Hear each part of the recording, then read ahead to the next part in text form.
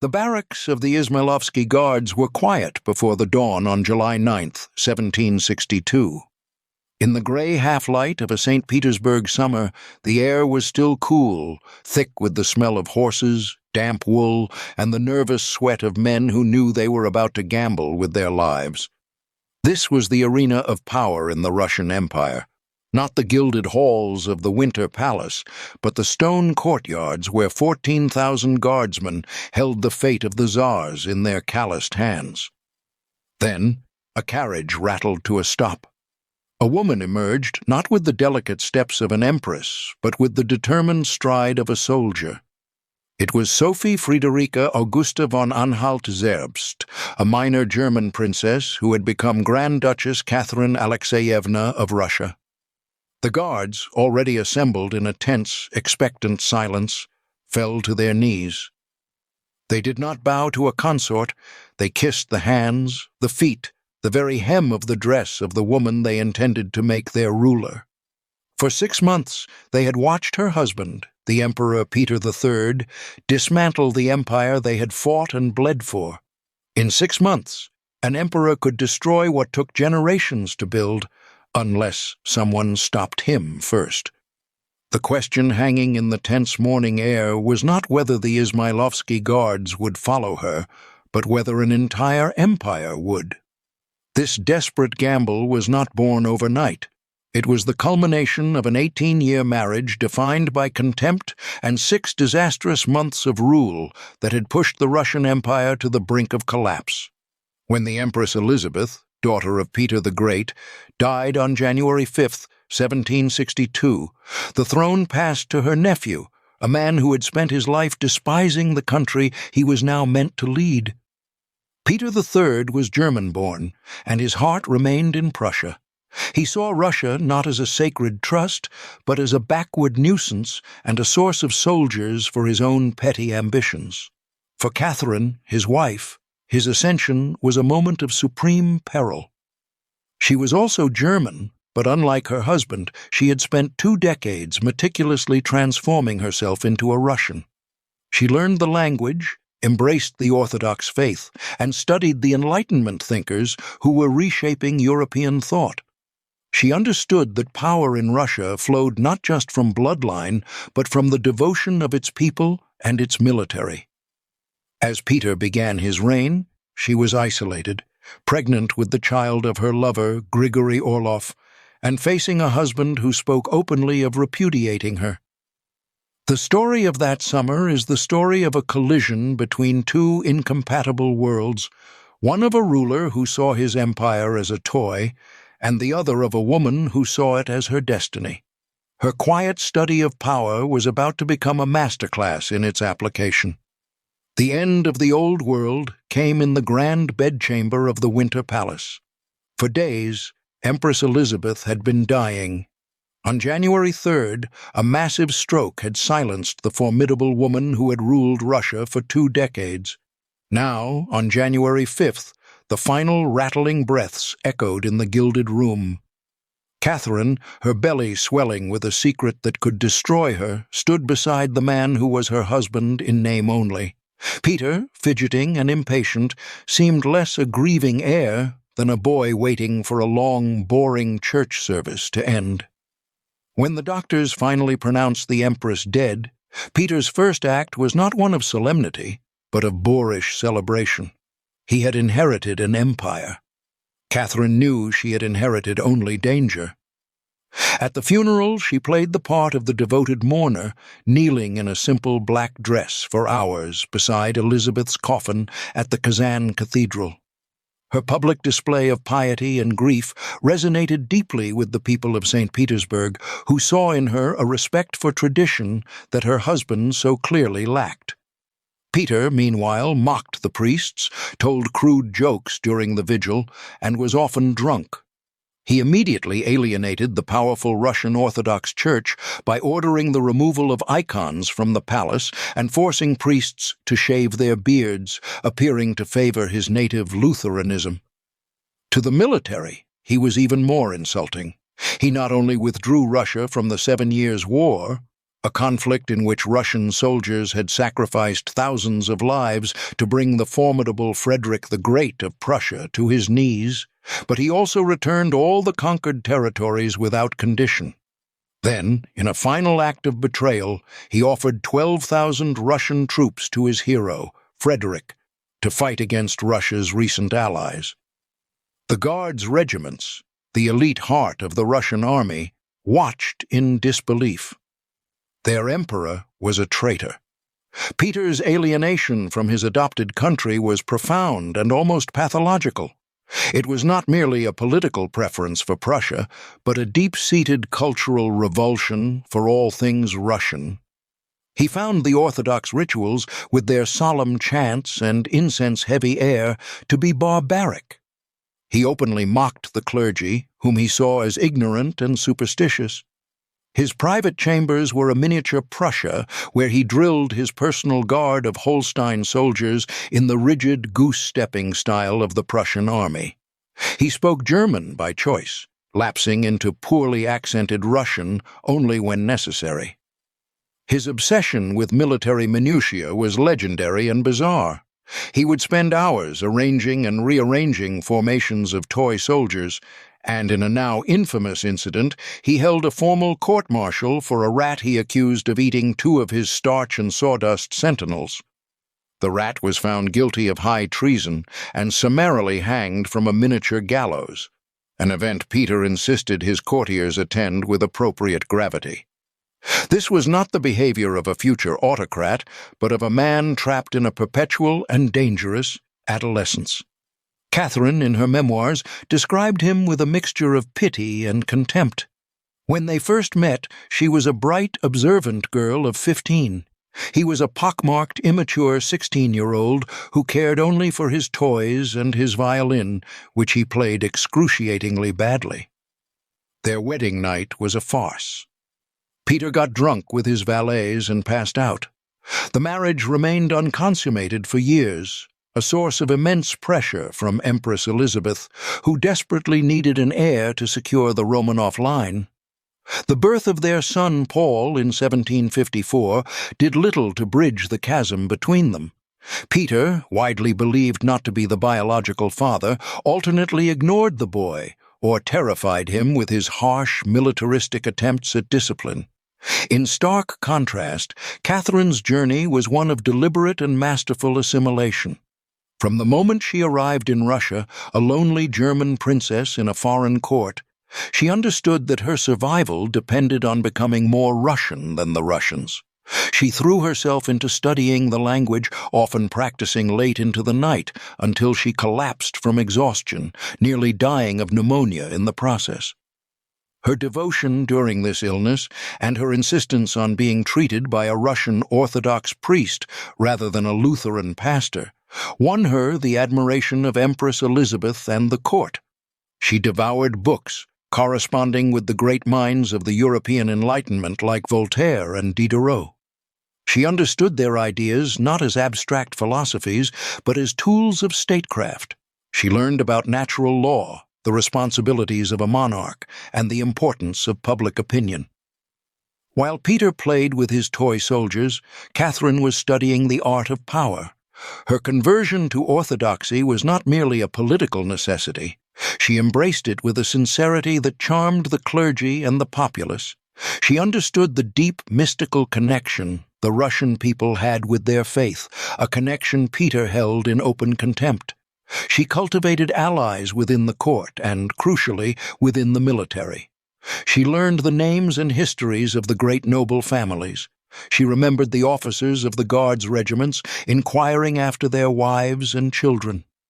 She was building a network of loyalty, a silent army of supporters who saw in her the dignity, intelligence, and patriotism so conspicuously absent in their future emperor. While Peter was busy dismantling the empire, Catherine was navigating a crisis of her own. Secluded in her chambers, she was a prisoner of her own body. The child she carried was not Peter's, and he knew it. He had threatened to disavow the child and lock her in a convent for the rest of her life. Her lover, the charismatic Guards officer Grigory Orlov, could offer comfort but no real protection. The future was a tightening knot of fear. On April 22nd, 1762, she gave birth to a son, Alexis. The child was immediately whisked away by a trusted valet, his existence a state secret. But with the birth, Catherine was transformed. The vulnerability of her pregnancy was gone, replaced by a cold resolve. She was no longer a passive victim of her husband's whims. She was free to act, and others were ready to act with her. In the smoky taverns and barracks of St. Petersburg, a conspiracy began to coalesce. The Orlov brothers, Grigory and his 4 ruthless siblings, were the core of the plot. They were everything Peter was not: Russian to the bone, charismatic, and respected by the soldiers. They moved through the Guards regiments, the Izmailovsky, the Semyonovsky, the Preobrazhensky, with whispers and promises, distributing money and wine. The sentiment was near unanimous. The German emperor had to go. But who would replace him? His 8-year-old son, Paul, was the legitimate heir, but that would mean a long regency, a period of instability. A more daring idea took hold. Why not the mother instead of the son? Why not Catherine? The plot, simmering for weeks, boiled over with startling speed. On June 28th, a minor officer involved in the conspiracy was arrested for drunkenly speaking out against the emperor. Under torture, he would surely reveal everything. That night, Peter was at his pleasure palace of Oranienbaum, drilling his personal Holstein troops and amusing himself with his mistress. He had ordered Catherine to wait for him at the nearby Peterhof Palace. It was a fatal mistake. He had separated himself from his capital and from his wife. Alexei Orlov, realizing the danger, rode like a madman from St. Petersburg. He found Catherine at Peterhof in the early hours of July 9th. The time for plotting was over. It was time for revolution. They raced by carriage back to the city, arriving at the Izmailovsky barracks as the sun began to rise. The scene was set. The soldiers, already primed by the Orlovs, swarmed around her, swearing their allegiance. From there, it was a cascade. Catherine, now in the uniform of the Preobrazhensky Guards, led a procession through the awakening city.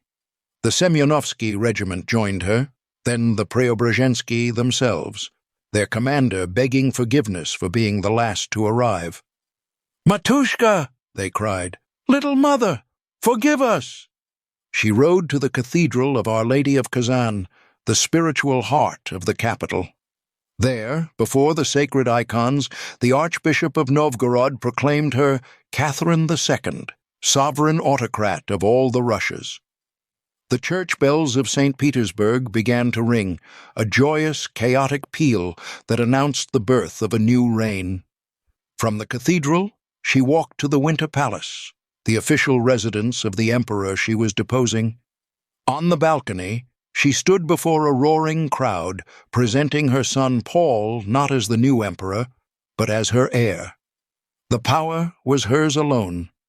The procession on July 9th was a masterpiece of political theater, orchestrated by Catherine to look like a spontaneous popular uprising.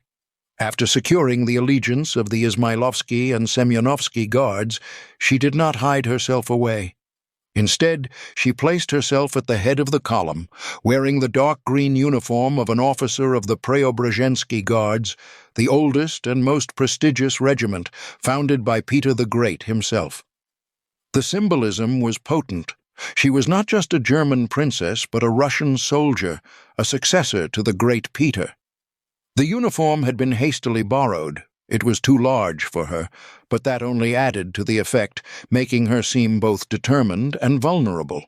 With her long hair flowing from under a tricorn hat, she rode a magnificent white horse, a gift from Grigory Orlov. As the column of soldiers marched through the streets of St. Petersburg, windows flew open and people poured into the streets. The initial mood was one of confusion, which quickly turned to elation as the news spread. The city was awash with rumors of Peter's treason, that he was going to divorce Catherine, imprison her and their son, and marry his mistress. The people cheered for Catherine, their matushka, their little mother. The procession swelled with ordinary citizens, creating the impression of an entire city rising up to acclaim its new sovereign.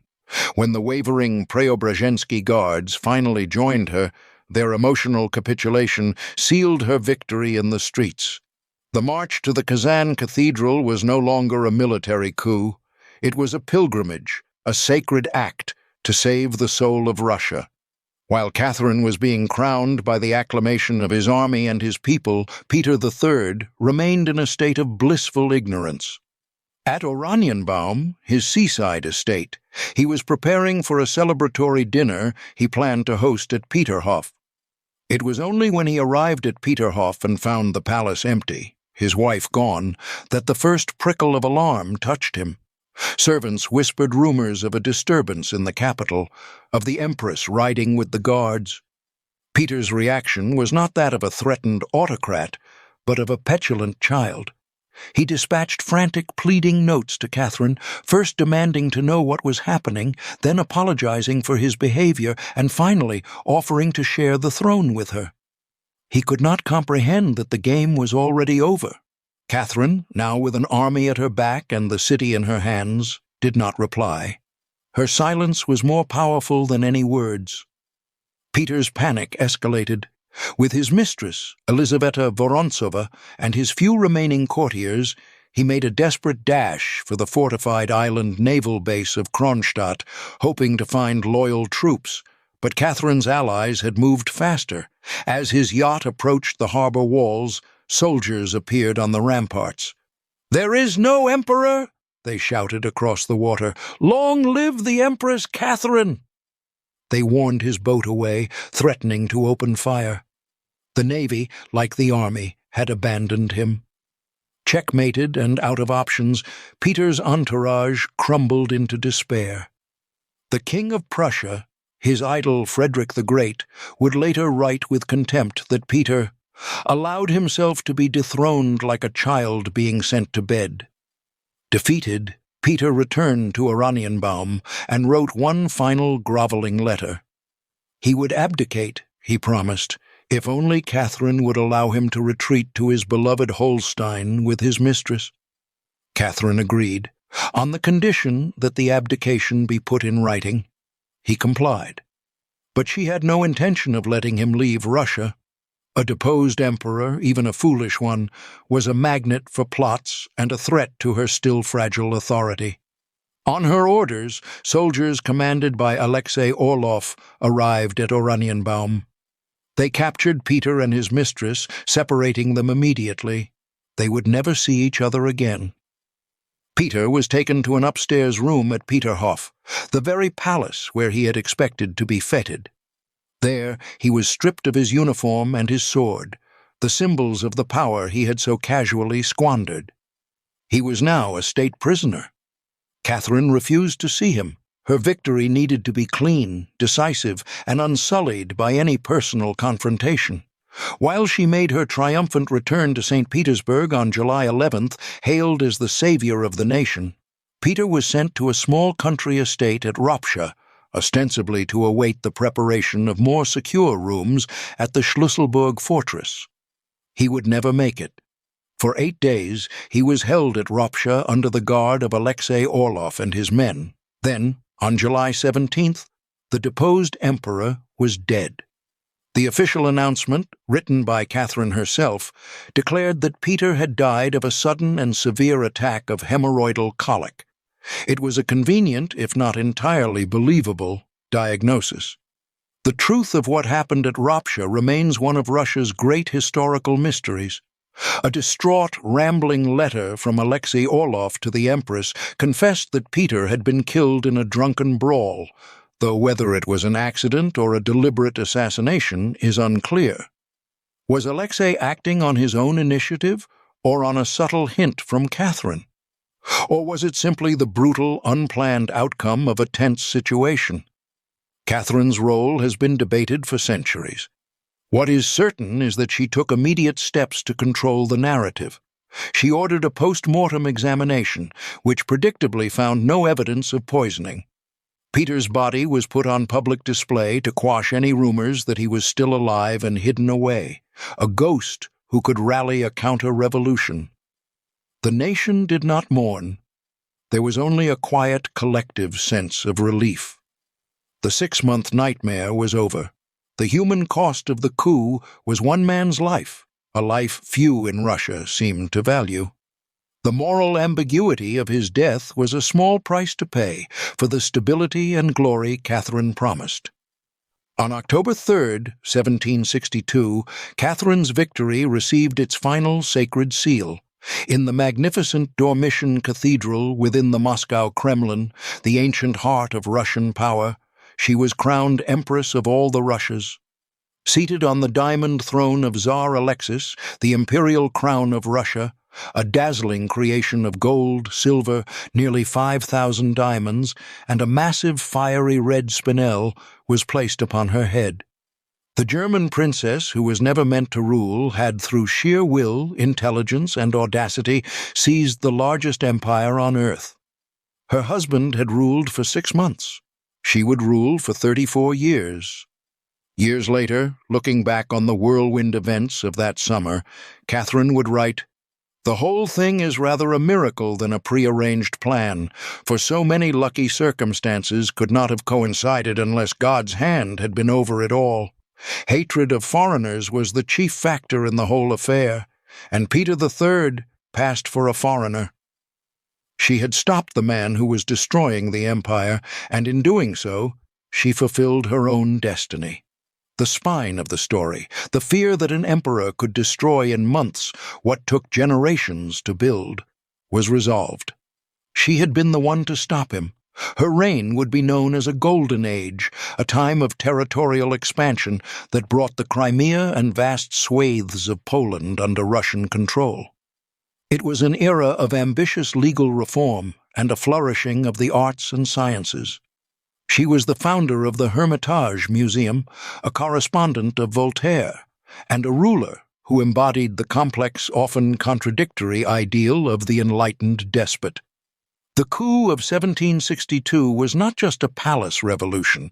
It was the moment that a woman, against all odds, claimed her place in history and became, unequivocally, Catherine the Great. In the days following the coup, St. Petersburg existed in a state of suspended animation, a city holding its breath. The initial euphoria of the revolution gave way to a tense uncertainty. The bells had rung, the cheers had faded, but the new reality was still fragile.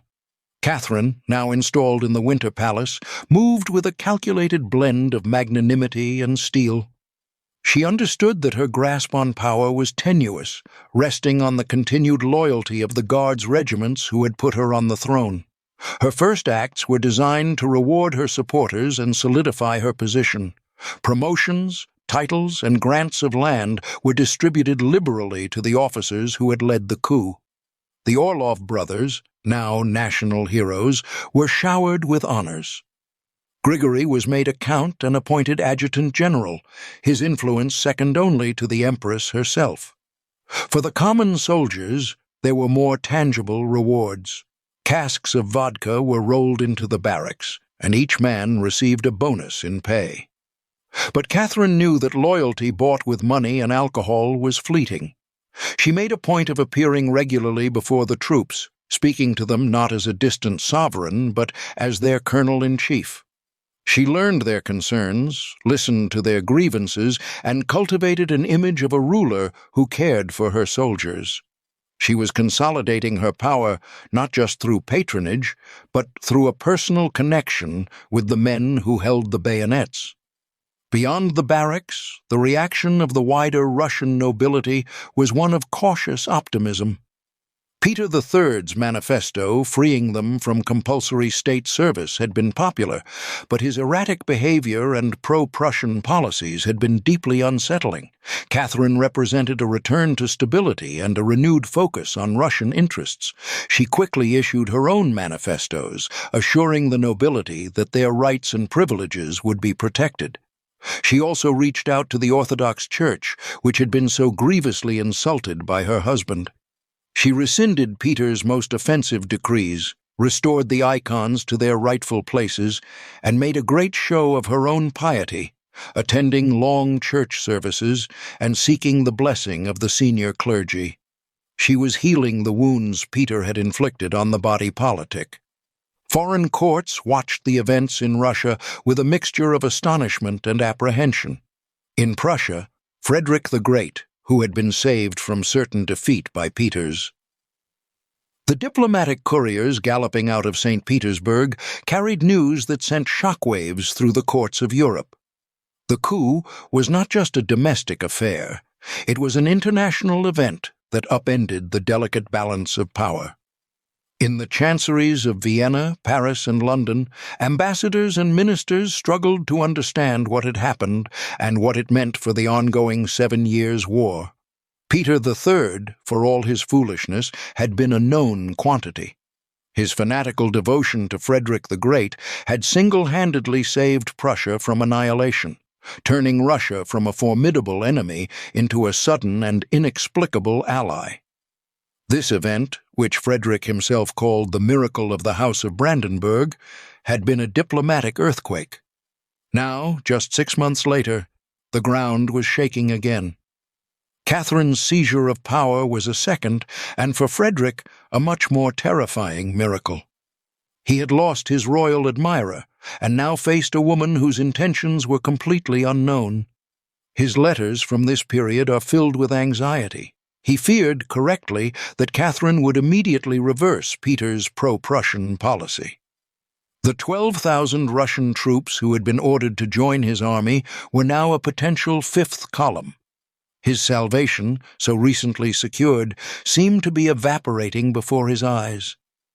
He wrote that he was now at the mercy of the cruelest of enemies, a testament to his fear of a woman who had proven herself to be as ruthless and decisive as any male monarch.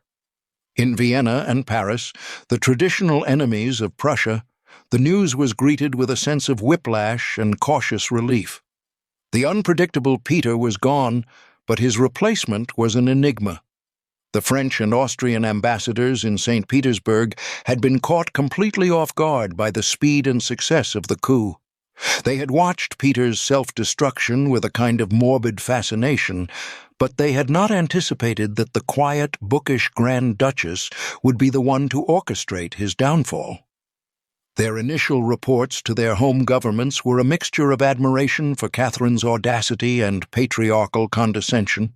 They described her as a woman of masculine courage, but also as someone who was likely to be a pawn of the powerful nobles and military officers who had put her on the throne. They did not yet know that they were dealing with one of the most formidable political minds of the age. Catherine played this diplomatic game with consummate skill. She knew that her new regime needed international recognition to be secure. One of her first acts was to summon the foreign ambassadors to the Winter Palace. She received them not as a triumphant revolutionary, but as a legitimate sovereign who had been called to power by the will of her people to save the nation from a disastrous course. She spoke of her desire for peace and stability, assuring them that Russia would honor its alliances, but also that it would act in its own national interest. The message was clear. The bizarre, self-defeating foreign policy of Peter III was over. Russia was back on the world stage as a rational and powerful actor. She immediately recalled the Russian troops from Frederick's army, but she did not immediately rejoin the war against him. This calculated ambiguity kept all sides guessing and gave her the diplomatic breathing room she needed to consolidate her power at home. She was already demonstrating the strategic patience and foresight that would become the hallmarks of her long and successful reign. The question of Peter's death at Ropsha would become the first and most enduring shadow of Catherine's reign. The estate itself was a pleasant, unremarkable country house, but for 8 days in July, it was a makeshift prison and the setting for a dark, uncertain drama. Peter, stripped of his titles and his dignity, was left in the care of Alexei Orlov and a handful of other officers. The official narrative, that he succumbed to a violent illness was a necessary fiction, but the truth was far murkier. The guards were drinking heavily, their mood a volatile mixture of elation from their victory and contempt for their captive. Peter, himself a heavy drinker, likely joined them, and the atmosphere would have been charged with aggression and resentment. Alexei Orlov's supposed confession letter to Catherine, which may itself be a later forgery, paints a chaotic and pathetic picture. In this version of events, a drunken argument broke out. Peter, desperate and belligerent, fought with his captors. Orlov wrote, "We are guilty and deserve to be executed, but I will tell you the truth. We were drunk, and he was too." He started to argue with Prince Fyodor at dinner, and before we could separate them, he was dead. The letter claims they did not intend to kill him, that it was a tragic accident. Whether this is a genuine, panicked confession or a carefully constructed alibi, we will never know. What is certain is that a dead emperor, even a despised one, was a profound liability. His death had to be managed. Catherine's response was a masterclass in crisis management. Upon receiving the news, she did not panic. She understood immediately that the official cause of death had to be natural. Hemorrhoidal colic, a vague and unpleasant-sounding ailment, was chosen precisely because it was both obscure and difficult to disprove. She ordered the autopsy, a brilliant move that gave her actions the veneer of transparency and scientific legitimacy. The court physicians, under immense pressure, delivered the verdict she needed: no signs of foul play.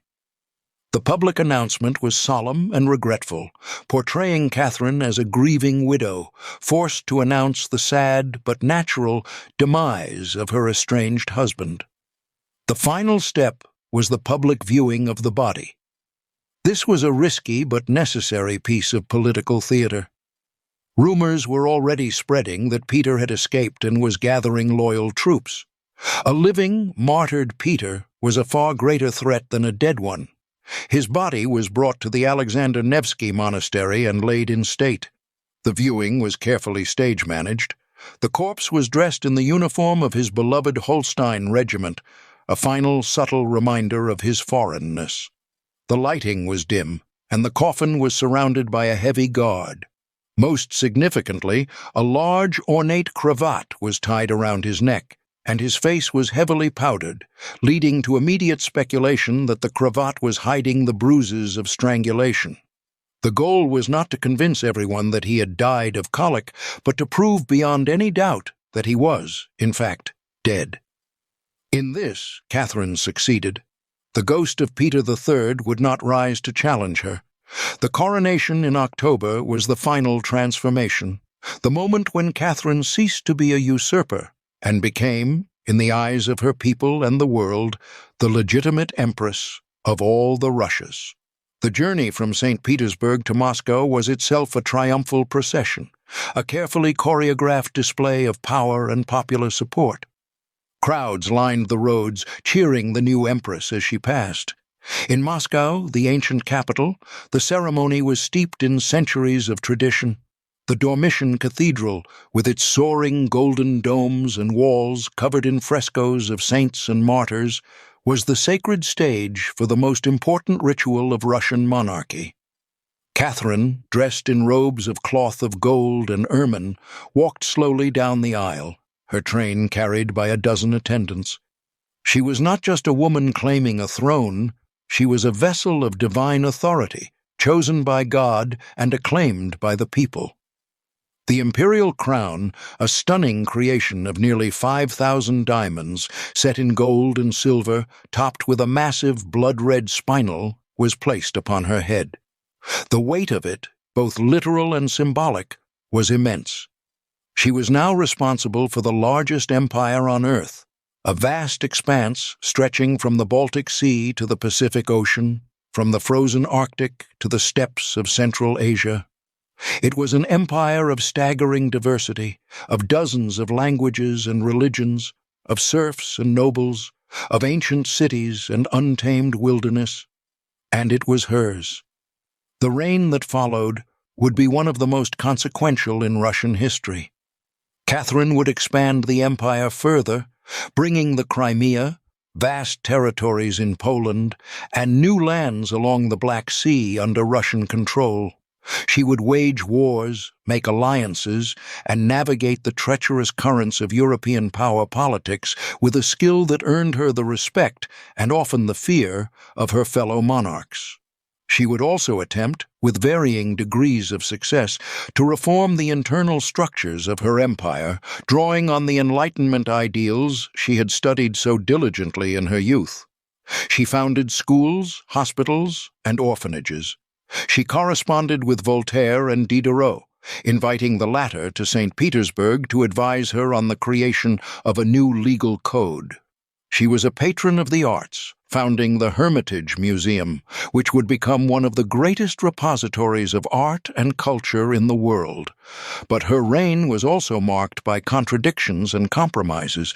She spoke of enlightenment and reform, but she was also an absolute autocrat who ruthlessly suppressed dissent. She expanded serfdom, the system of bonded labor that kept millions of Russians in a state of near slavery, even as she read and admired the works of philosophers who condemned such institutions.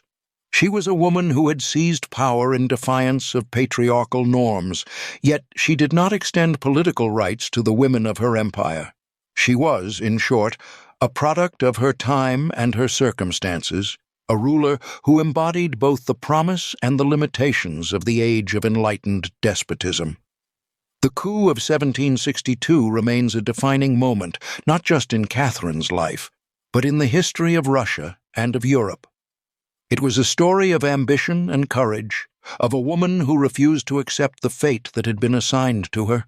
It was also a story of the fragility of power, of how quickly an empire could be brought to the brink by the incompetence of a single ruler, and how decisively it could be saved by the audacity of another. In 6 months, an emperor could destroy what took generations to build, but in a single day, a woman could stop him. Catherine did not just survive the crisis of 1762.